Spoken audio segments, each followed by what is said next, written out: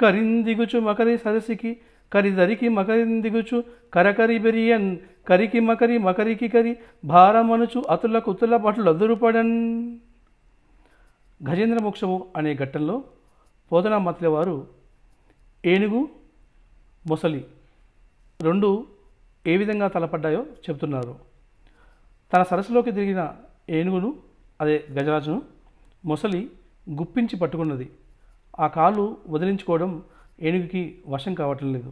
కానీ ఆ గజరాజు కూడా బలవంతుడే కదా, అందుకే మొసలిని విడిపించుకోవడానికి గజరాజు ప్రయత్నిస్తున్నాడు.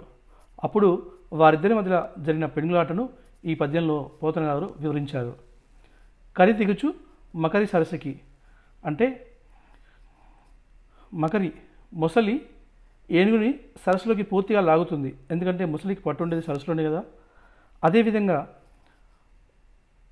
కరి అంటే ఏనుగు మొసలిని ఒడ్డుకు తీసుకుపోవడానికి ప్రయత్నిస్తుంది. తన కాలు విడిపించుకుంటూ ఒకవైపు ఇంకోవైపు ఒడ్డుకు తీసుకెళ్ళడానికి ప్రయత్నిస్తుంది. ఎందుకంటే ఒడ్లో అయితే ఏనుగుకి బలం ఉంటుంది కాబట్టి.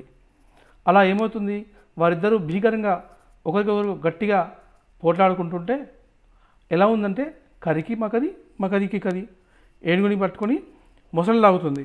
మొసలి నుంచి విడిపించుకుంటూ మొసలిని లాగడానికి ఏనుగు ప్రయత్నిస్తుంది. రెండు ఒకటేసారి జరుగుతున్నాయి అన్నమాట. అది ఎలా ఉందంటే భారమనుచు అతుల కుతుల బడ్లదురుపడన్ అంటే అది ఎంత భీకరంగా ఉందంటే భూలోకంలో పాతాళ లోకంలో ఉన్నటువంటి మహావీరులందరూ కూడా ఎవరైతే ఈ రెండింటి మధ్య యుద్ధాన్ని చూస్తున్నారో వాళ్ళందరూ కూడా అదిరిపడిపోతున్నారు. ఏం జరుగుతుందా అని తహతహలాడిపోతున్నారు అన్నమాట. అలా ఉంది వాటి మధ్య యుద్ధం. అయితే గజేంద్ర మోక్షం మనకు తెలిసిన విషయమే కదా. కొంతసేపు పోరాటం చేసిన తర్వాత ఏనుగుకి శక్తి సన్నగిల్లిపోతుంది. శక్తి సన్నగిలినప్పుడు భగవంతుడే నాకు దిక్కు అని భగవంతుని ప్రార్థిస్తుంది. ఆ ప్రార్థన ఎలా ఉంటుందో రాబోయే పద్యాల్లో తెలుసుకుందాము. పోతనామాత్యుల వారికి వందనాలు. విన్న మీ అందరికీ ధన్యవాదాలు.